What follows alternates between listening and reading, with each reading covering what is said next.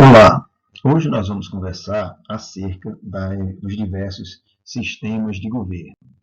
Quando nós pensamos em sistemas de governo, nós estamos imaginando a maneira em que é feita a distribuição das atribuições e das competências aos órgãos que vão ter algum tipo de função de governo. Ou seja, nós estamos preocupados com a divisão do poder em relação a essa estrutura de competências. O que se interessa é saber quais serão os papéis, em especial dos poderes legislativos e executivo, no exercício das funções governamentais. Então, aqui, basicamente, a preocupação em relação aos sistemas de governo é estabelecer a diferenciação entre o modelo do presidencialismo e o modelo do parlamentarismo.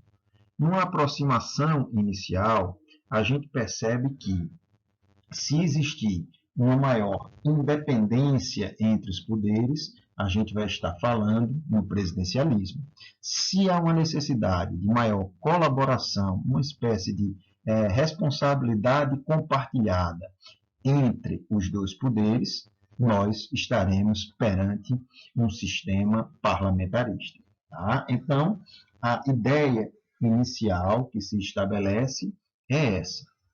Mas, quando a gente olha para o sistema parlamentarista, a gente percebe que, nesse modelo, também existirá para o legislativo uma responsabilidade governativa. Por isso que, no parlamentarismo, a gente verifica esse deslocamento dessa parcela da atividade executiva. E aí, o parlamento passa a ter esse tipo de atribuição, passa a desempenhar também uma função executiva. O parlamentarismo, historicamente, ele vai remontar às experiências da Inglaterra.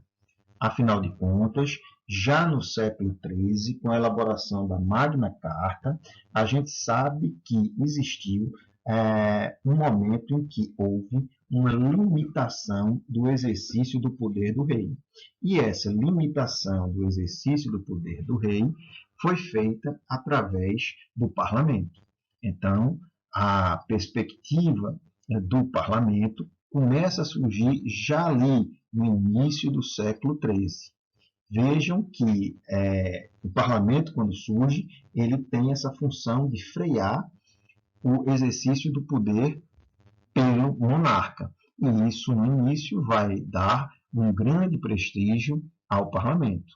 Só que, também do ponto de vista histórico, com a presença do absolutismo, com a instalação do absolutismo, ele vai perdendo a autoridade.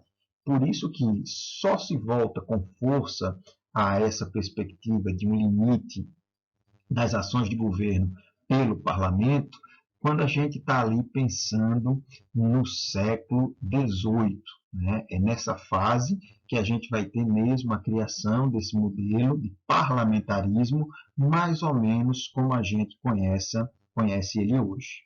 Né? Vejam que, se a gente olha ali para o século XVIII, esse sistema só vai se aperfeiçoar verdadeiramente no século XIX. Então, o que é que vai acontecer? A gente vai estabelecer um sistema de governo no qual criaremos um representante de uma maioria parlamentar que vai ser responsável por atividades executivas. Esse é aquele que a gente vai chamar de primeiro-ministro. Então, a gente faz depender ações de governo de uma escolha do parlamento. É o parlamento que vai dizer quem tem a condição de governar. E esse representante, que vai ser o primeiro-ministro, em regra, é representante de uma maioria parlamentar. Assim, a gente vai ter que perceber que, para que haja a formação de um governo no parlamentarismo, é necessário que se forme uma maioria absoluta entre os membros do parlamento. Quando a gente fala em parlamentarismo, a gente pensa mais ou menos assim: vão existir eleições para o legislativo. essas eleições que serão feitas para o legislativo, para que a gente encontre os representantes parlamentares, vai ser de suma importância para que a gente saiba qual vai ser o governo. Então, o partido que tiver mais votos, ele ganha, na regra, o direito de indicar quem deve ser o primeiro-ministro. Isso desde que esse partido consiga formar uma maioria parlamentar. Essa maioria parlamentar, ela é formada se o partido tiver, ele sozinho, obtido mais de 50% dos votos. Aí ele atinge a maioria absoluta.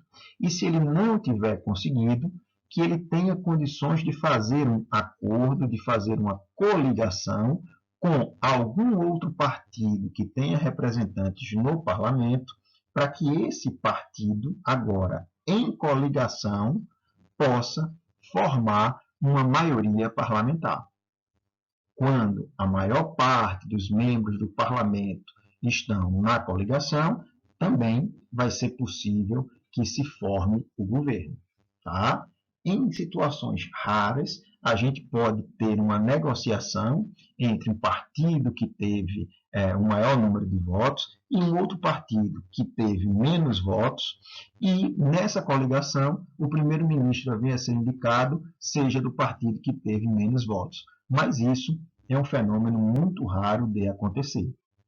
Na prática, quando a gente olha para os países parlamentaristas, a gente já sabe quem serão os primeiros ministros, caso o partido A, B ou C ganhe aquelas eleições, consiga formar a maioria absoluta dos membros do parlamento.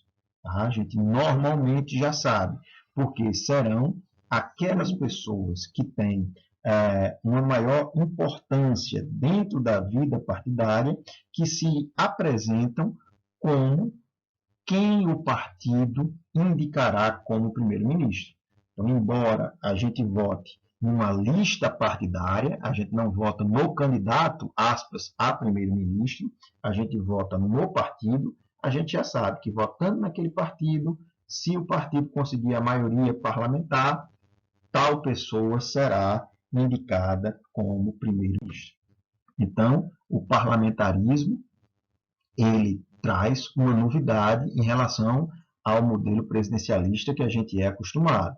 Por quê? Porque no parlamentarismo nós vamos agora dividir a função executiva em dois modelos próprios de competência. Então a gente vai criar uma série de competências para uma instituição, um órgão que nós vamos chamar de chefia de Estado, e uma série de competências para um órgão que nós vamos chamar de chefia de governo. No modelo parlamentarista, a chefia de Estado vai ser exercida pelo monarca, se a forma de governo for uma monarquia limitada, ou será exercida pelo presidente da República, se a forma de governo for uma república democrática. E a chefia de governo, os atos em si de administração interna do país, esses terminam sendo exercidos pelo primeiro-ministro. Tá? Então, a gente sabe que a investidura no cargo de primeiro-ministro vai depender da confiança do parlamento, ou seja, da tal maioria parlamentar. Tá? Então, você pode imaginar da seguinte maneira: houve uma eleição, o partido A conseguiu ter mais da metade dos votos e, portanto, conquistou mais da metade de todas as cadeiras existentes no parlamento. Ele vai indicar um nome para primeiro-ministro. O rei ou o presidente da República, normalmente, são os que vão nomear aquela pessoa para o cargo de primeiro-ministro. Isso se o parlamento aprovar aquela nomeação. Por isso que quando a gente fala que estamos num modelo em que o governo está sob a batuta do primeiro-ministro, a gente deve entender isso de uma maneira mais ampla, porque, na verdade, o governo ele é exercido por um gabinete ministerial. O primeiro-ministro nomeia os outros ministros. O primeiro-ministro vai ser o responsável por liderar todos os outros ministros. Isso que a gente vai denominar de gabinete ministerial. Então, quando nós pensamos nesse modelo parlamentarista, a gente cria uma responsabilidade política do governo em relação ao parlamento. Ou seja, o primeiro-ministro ele vai ter que sempre prestar contas do seu governo para o parlamento. E o parlamento vai fiscalizar se aquilo que era a perspectiva de governo quando a maioria foi formada, se no tempo aquilo se mantém. Ou seja, se verdadeiramente o primeiro-ministro e o seu gabinete ministerial estão exercendo adequadamente as tarefas que deveriam exercer. Afinal de contas, se o parlamento entender que o governo não mais representa aquelas aspirações que o levaram a conseguir formar, que o levou, né, para falar um português melhor, a conseguir formar o seu gabinete ministerial, vai existir uma perda de confiança no governo. E aí o governo perde a maioria. Perdendo a maioria, não há mais governo, teremos novas eleições para a formação de um novo governo. Tá? Então, em regra, o que se pensa é o governo depende do apoio e da confiança para governar. Por quê? Porque o parlamento ele é responsável perante os eleitores. Se o parlamento percebe que os eleitores não mais confiam naquele governo, o parlamento faz o que a gente chama de um voto de desconfiança. Mas também pode acontecer uma outra situação, haver uma tensão entre governo e parlamento e, ao invés de se retirar a confiança do governo, pode-se dissolver o parlamento. E aí se convoca novas eleições legislativas para que um novo parlamento seja formado, para a gente ver se aquele partido que tinha maioria, se ele permanece ou não com a mesma maioria. Tá? Então, a ideia do modelo parlamentarista, talvez agora, para que eu consiga ser um pouco mais claro, vai sempre fazer com que tudo dependa da confiança que o governo tem em relação ao parlamento. Se há uma tensão governo-parlamento, essa tensão pode ser resolvida de várias maneiras. Pode ser resolvida, com o voto de desconfiança do parlamento, então cai o governo e o parlamento vai decidir quem deve assumir agora como primeiro-ministro, como nós poderemos ter como resultado dessa tensão a dissolução do parlamento. E aí novas eleições são marcadas para a gente ver se as maiorias existentes se elas permanecem ou não. Tá? Se o povo está a favor do que o governo disse ou se o povo também desconfia do governo, como o parlamento dizia que estava acontecendo. Quem, em regra, decide que opções tomar quando existe essa crise parlamentar é a chefia de Estado, ou seja, o monarca ou o presidente da República. Né? Isso, em regra geral. Vejam que o modelo parlamentarista ele é muito diferente da realidade que a gente tem. Por quê? Porque nós somos, né, desde 1891, adeptos do presidencialismo como sendo a regra. Né? As nossas experiências parlamentaristas, elas historicamente foram muito poucas e duraram um tempo ínfimo se comparado com o modelo presidencialista. Então, quando se fala do presidencialismo, a gente vai perceber que ele é um modelo que se traduz a partir da experiência norte-americana. Se o parlamentarismo tem suas origens históricas na Inglaterra, o presidencialismo tem suas origens históricas nos Estados Unidos. Então, quando a gente pensa no modelo presidencialista, a gente já vai encontrar essa realidade ali pelo final do século XVIII. Tá? O sistema presidencial norte-americano foi o que realmente aplicou com o maior rigor possível o princípio dos freios e contrapesos relacionados à ideia da separação dos poderes. Né? Então, ali nasce o modelo presidencialista que nós adaptaremos, claro, ao longo do tempo para a realidade brasileira. Então, veja, o parlamentarismo ele tinha uma característica, que era a gente ter uma chefia de Estado e uma chefia de governo, que geraria uma pessoa para ser chefe de Estado e outra pessoa para ser chefe de governo.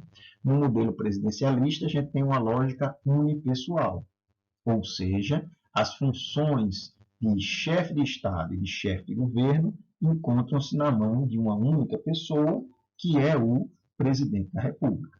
Tá?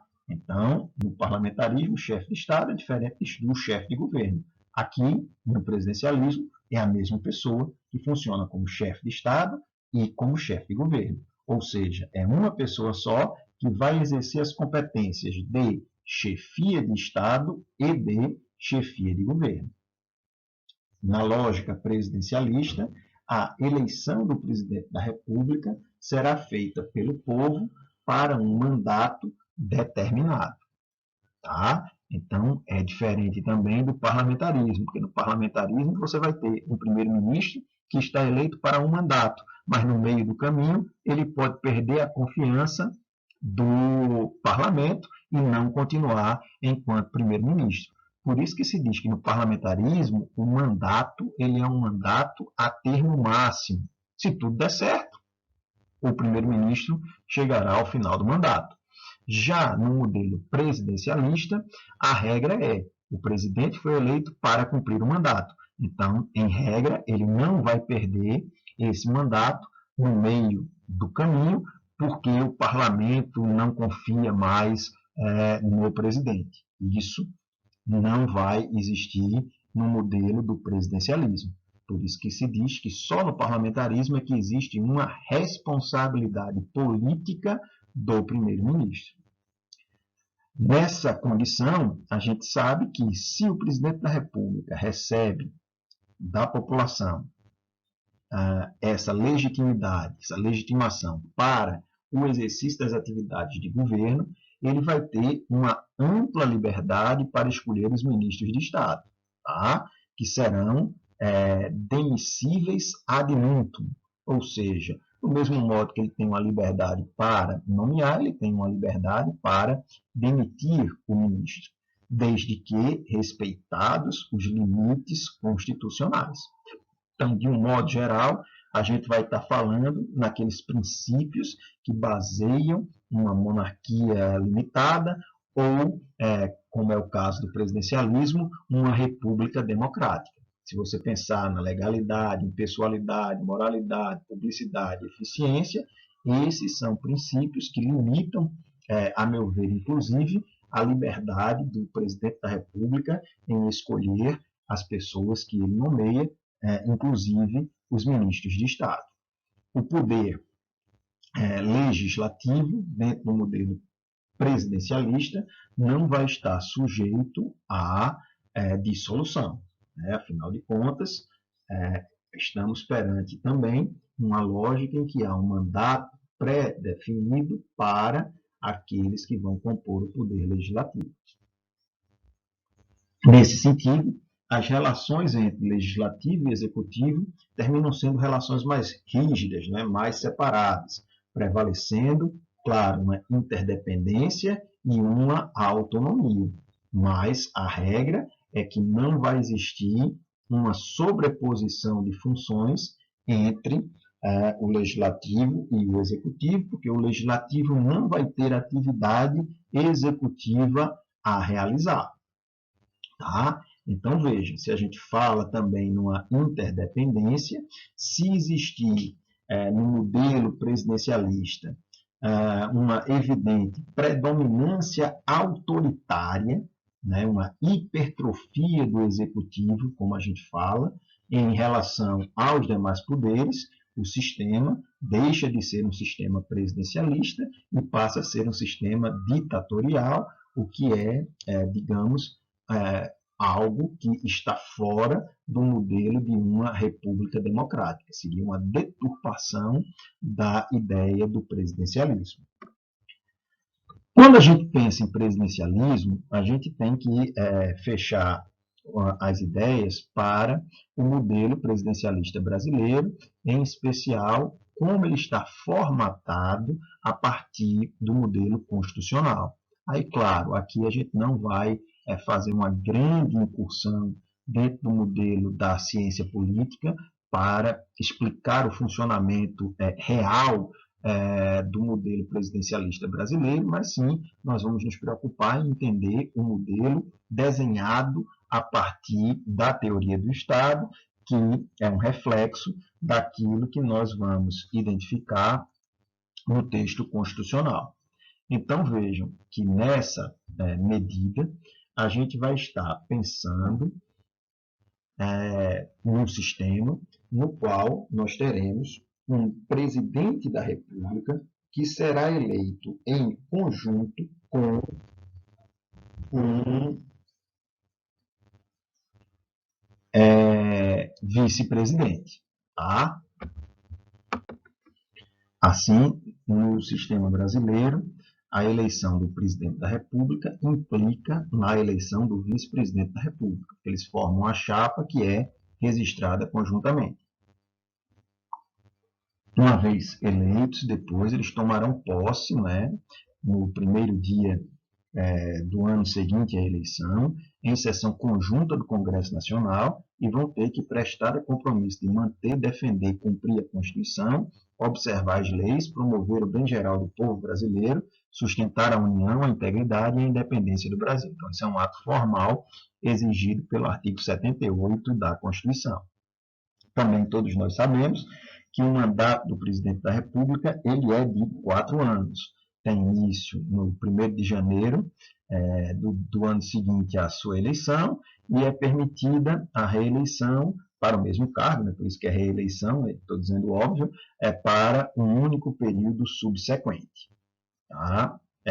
O vice-presidente da República ele vai ter as atribuições que sejam dadas através de uma lei complementar. Só que essa lei complementar ainda não foi editada. Então, ele, por hora, funciona como um substituto natural do presidente da República, como sucessor natural do presidente da República, devendo também auxiliar o presidente da República sempre que por ele convocado. Tá? A Constituição também coloca 2 papéis importantes para o vice-presidente da República, que é participar do Conselho da República e do Conselho de Defesa Nacional, que são órgãos são órgãos que assessoram a presidência da República. São conselhos que funcionam na assessoria da presidência da República. Quando a gente diz que o presidente é eleito com vice, e quando a gente diz que o vice é o substituto natural e o sucessor natural, nós estamos preocupados, na verdade, com essas 2 palavrinhas, impedimento e vacância.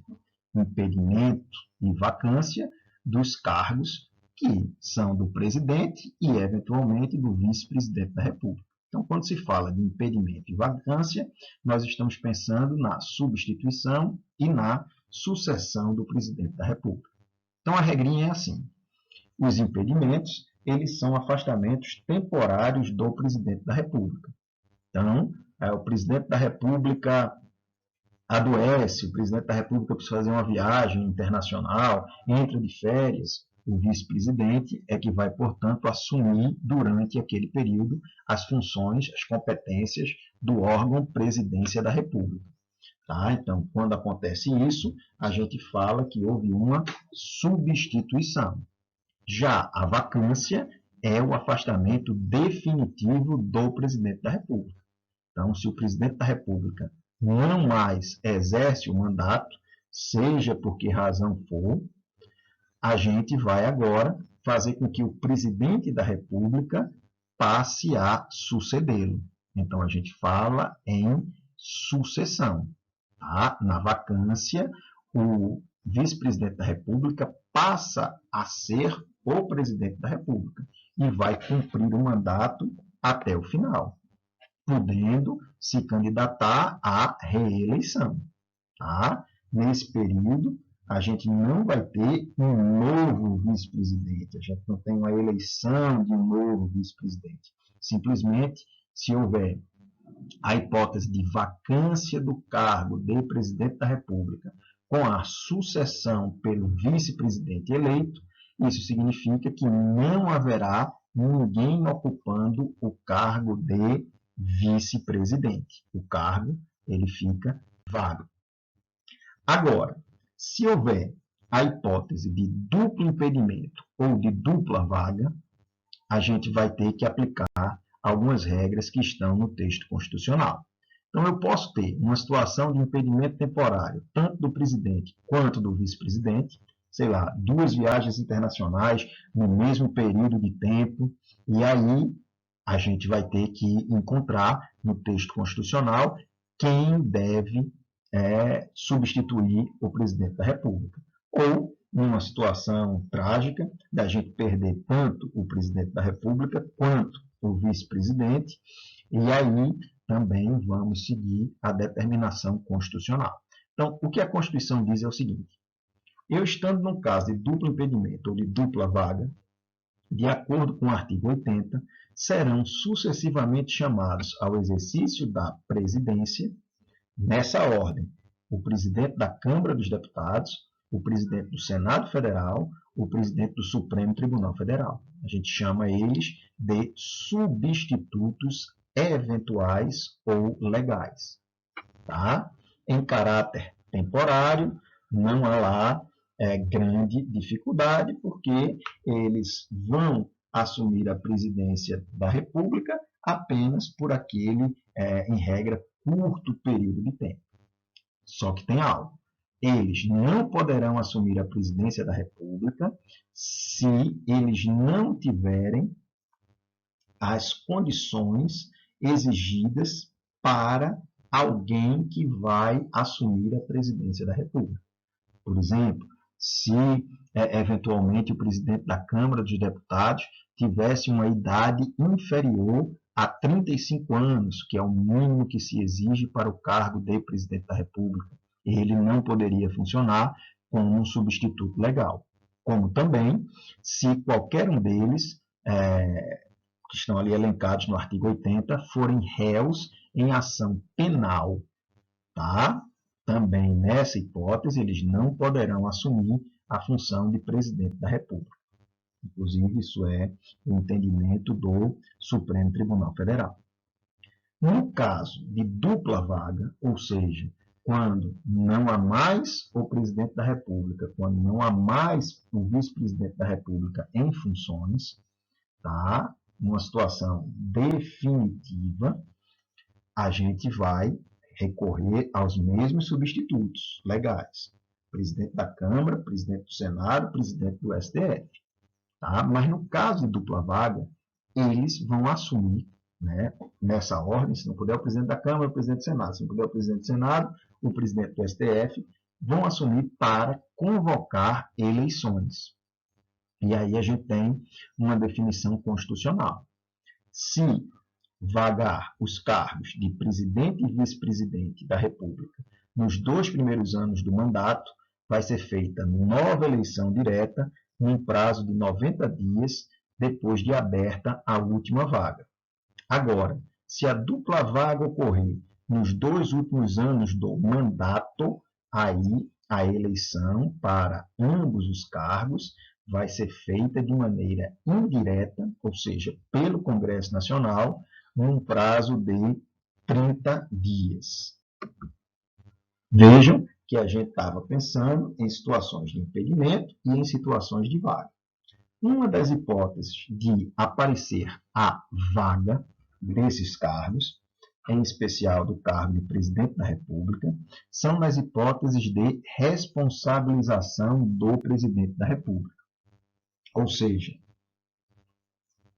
se houver o cometimento de crime comum ou de crime de responsabilidade por parte do presidente da República. Então, aqui a gente vai estar de acordo com a regra constitucional. Só que há uma série de observações para a gente fazer para compreender essas hipóteses de responsabilização do presidente da República. Então, a primeira coisa que a gente vai ter que perceber é que o presidente da República ele goza de algumas imunidades. Tá? Não estamos aqui preocupados em esgotar a ideia de imunidade do presidente da República, porque estamos querendo tocar um aspecto muito pontual. Então, a ideia é a seguinte: a Constituição, entre outras coisas, deu ao presidente da República 3 imunidades processuais.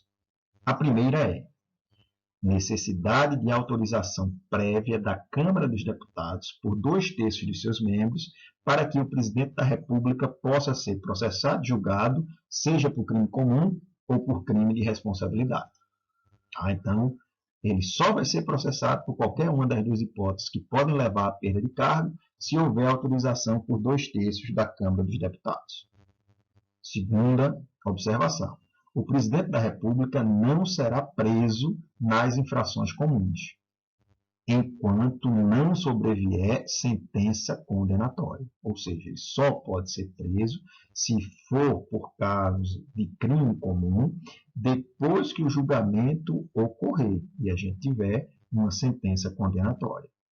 E a gente também deve lembrar que na vigência do seu mandato, o presidente da República não responderá pela prática de atos estranhos ao exercício de suas funções presidenciais. Ou seja, ele só pode cometer um crime comum, por exemplo, se o crime comum ele for decorrente do exercício do mandato. Deixa eu ser mais correto.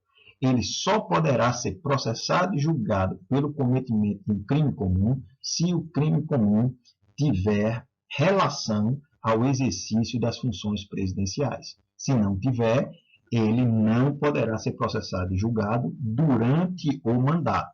Isso só poderia acontecer depois que o mandato se encerrasse. Tá?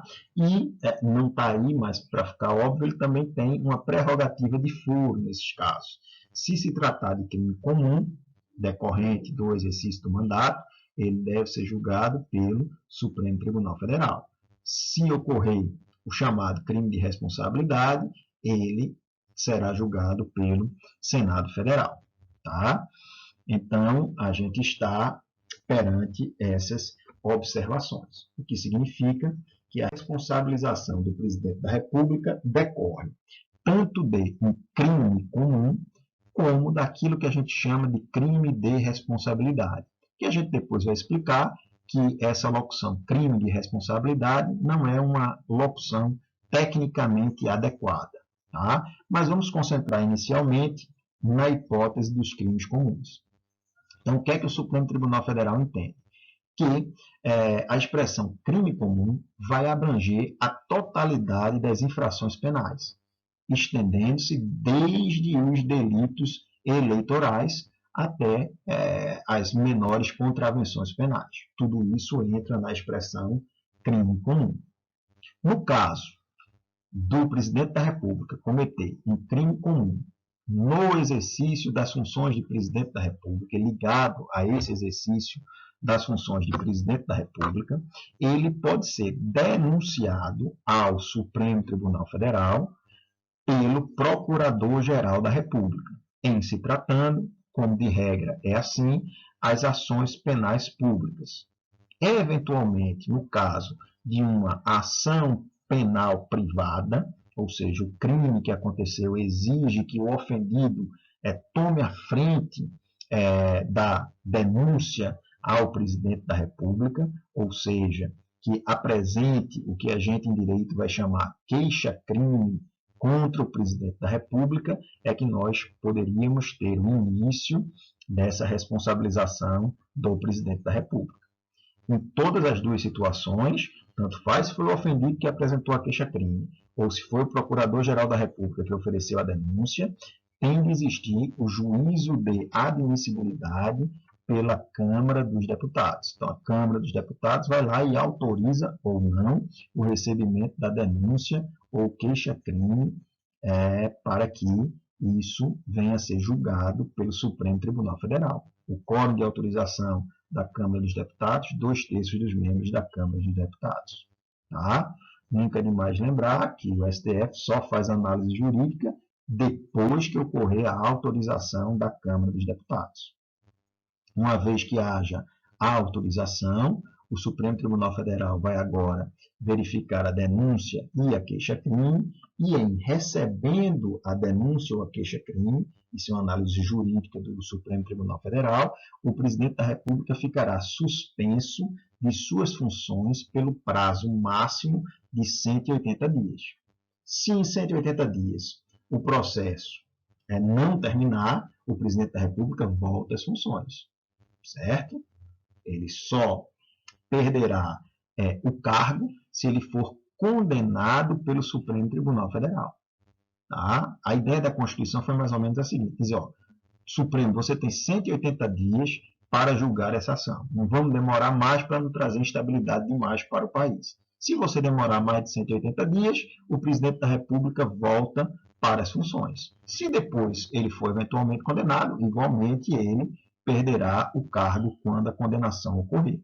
Tá? A perda do cargo é uma consequência reflexa da condenação criminal no Supremo Tribunal Federal. Se a ideia de crime comum ela é simplificada daquela maneira, a gente tem que pensar agora nos chamados crimes de responsabilidade. Disse agora há pouco que isso é uma má técnica constitucional, é o que a gente chama de uma tecnia. A expressão ela não diz o que parece dizer. Então, quando a gente fala que o que aconteceu foi um crime, a gente estaria pensando na definição que a gente dá para crime para o direito penal. Então, veja, crime para o direito penal, ele é entendido como um fato típico, ou seja, aquilo que está definido pela lei como sendo crime, tem de ser antijurídico, ou seja, contrário ao direito, e culpável. Então, essa é a noção base de crime. Fato típico, antijurídico e culpado. Na hipótese de crime de responsabilidade, nós não estamos falando de crime. Essa conceituação serve para o crime comum, mas não serve para o crime de responsabilidade. Por quê? Porque o crime de responsabilidade, ou essa expressão, ela é, na verdade, a existência de infrações político-administrativas que o presidente da República cometa, de acordo com o que vem definido na Constituição e em lei específica. Então, basicamente, é uma infração político-administrativa. Ou seja, o presidente da República vai tomar uma atitude de caráter político, uma escolha, que vai, essa escolha, bater nas suas funções executivas, ou seja, na perspectiva da administração pública. Por isso que é uma infração da Constituição ou da lei, tomada por um ato do presidente da República, portanto, um ato político, um ato, que entendam também uma omissão do presidente da República, que tem um reflexo administrativo na administração pública. Então, a gente fala que o crime de responsabilidade ele é uma infração político-administrativa. Essas infrações estão definidas na Constituição e na lei. E, se cometidas pelo presidente da República, no desempenho de sua função pública, poderão resultar no impedimento para o exercício de todo e qualquer cargo público, de toda e qualquer função pública. É o que a gente chama de impeachment do presidente da República. Então, o artigo 85 da Constituição diz algumas hipóteses de cometimento de crime de responsabilidade para utilizar a própria linguagem constitucional. Mas sempre que a gente ouvir a expressão, a gente pensa infração político-administrativa. Então, o que é que diz a Constituição?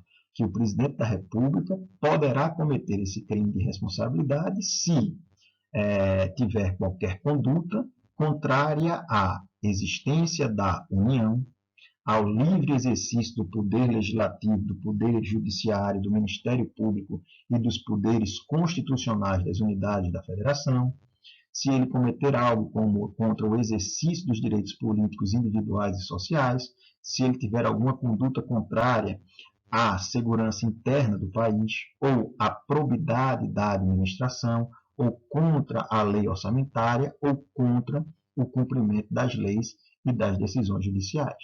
Tá? Essa lista do artigo 85 é meramente exemplificativa.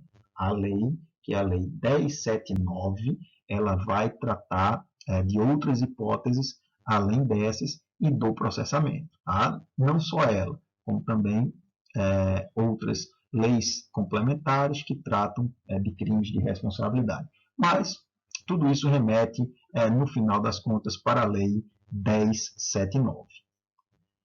A gente tem que perceber que qualquer um de nós, qualquer cidadão, é parte legítima para oferecer acusação contra o presidente da República. Essa acusação, esse pedido de impeachment, ele é protocolado junto à Câmara dos Deputados.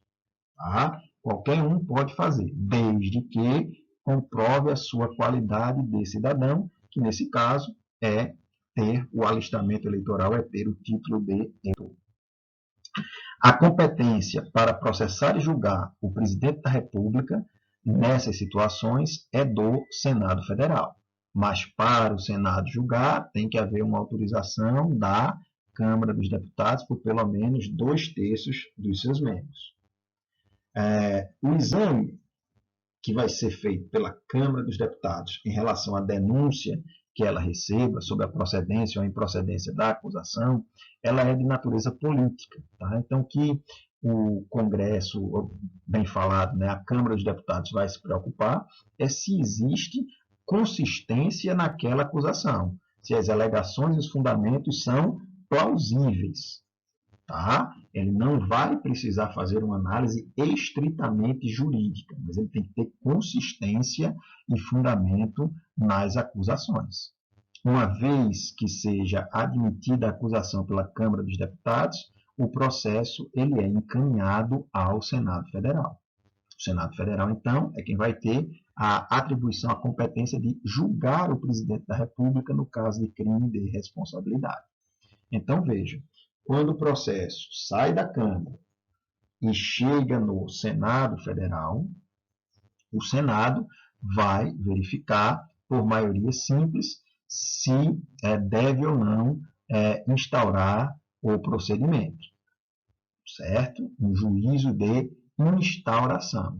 Então, em regra, há uma comissão que funciona na Câmara dos Deputados, faz um relatório, esse relatório é colocado para votação na Câmara dos Deputados. Se o relatório dizendo que houve crime de responsabilidade foi aprovado por 2/3 dos membros da Câmara dos Deputados, vai para o Senado Federal. O Senado Federal institui uma comissão, essa comissão analisa o que veio da Câmara dos Deputados e faz uma votação no Senado, relata, né, e vota no Senado para instaurar o processo no Senado. E isso por maioria simples. Uma vez que é instaurado o processo de julgamento pelo Senado Federal, o presidente da República fica suspenso de suas funções, também pelo prazo máximo de 180 dias, que seria o prazo ideal, máximo, para que o julgamento ocorresse. Passou desse prazo, volta para as funções, embora o processo no Senado Federal continue. Se por acaso o presidente da República for condenado pelo Senado Federal, só poderá ser por 2/3 dos membros do Senado Federal. E aí, na sessão de julgamento, quem vai presidir a sessão é o presidente do Supremo Tribunal Federal. O presidente do Senado, ele será mais um julgador, como qualquer outro senador. E quem conduz para que se tenha a regularidade necessária, a obediência do princípio da legalidade, a ampla defesa contraditória, é o presidente do Supremo Tribunal Federal. Então, caso haja a condenação do presidente da República, a Constituição fala que essa condenação acarreta a perda do cargo com a inabilitação por 8 anos para o exercício da função pública. Tá? Se por acaso o fato que levou à perda do cargo for um crime, ele também depois será processado pelo crime comum que tenha cometido. Então, é por isso que se diz que é sem prejuízo das demais sanções judiciais cabíveis. O fato é que nós já tivemos 2 processos de impedimento que foram até o fim no Brasil, e nas 2 situações houve uma interpretação dessas penas que existiriam no caso da condenação. Primeira situação foi a questão do ex-presidente Fernando Collor de Mello, atual senador pelo estado de Alagoas. Naquela altura, no dia do julgamento, ele renunciou ao cargo. E aí, a dúvida que ficou foi, se ele renunciou ao cargo, como é que existiria a continuidade de um processo contra ele? O que se entendeu naquele momento, que, portanto, é o que a gente deve imaginar que é o entendimento dominante, é que, uma vez instaurado o processo, se o presidente da República renuncia, ele não poderá ser condenado à perda do cargo, mas ele pode ser condenado para a inabilitação por 8 anos para o exercício da função pública. Foi o que aconteceu no impeachment do senador Collor de Mello. Já na situação mais recente da ex-presidente Dilma Rousseff, também existiu uma interpretação desse artigo. Por quê? Quando ela foi condenada pela maioria de 2/3 dos senadores, ela, portanto, foi condenada à perda do cargo. A lógica é que, perder o cargo, haveria a inabilitação por 8 anos de qualquer função pública. Mas, nesse momento, durante a sessão, foi levantada uma hipótese que foi aceita pelos senadores, no sentido de que ela poderia ser punida apenas pela perda do cargo, mas que não deveria ser através da inabilitação. Tá? Naquele momento, a prática fez o seguinte, fez com que nós tivéssemos 2 votações. Uma votação para dizer que houve a perda do cargo e uma segunda votação para dizer que existiria inabilitação por 8 anos. Isso não está dito na Constituição, mas foi interpretado naquele momento. Então, o número de votos necessário para a perda do cargo foi alcançado, o número de votos para inabilitação não foi alcançado, e nesse ponto não houve a inabilitação por 8 anos, como estabelece o texto constitucional.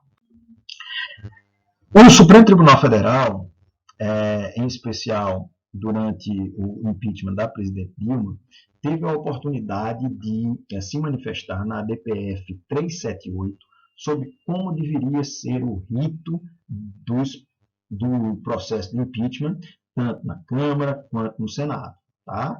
Aqui, para evitar que a gente fique simplesmente fazendo uma leitura da decisão do Supremo Tribunal Federal, está aí, aqui na tela, os pontos principais. A sugestão é que depois vocês deem uma leitura nessa decisão da DPF. É uma decisão longa, mas interessante para vocês perceberem como, na prática, houve a utilização do que eram as previsões constitucionais pelo Supremo Tribunal Federal para estabelecer um mecanismo que o impeachment no Brasil deve seguir. Então, essa decisão do STF é a decisão parâmetro para qualquer outra situação em que a gente tenha um processo de impedimento do presidente da República por uma infração político-administrativa que a Constituição,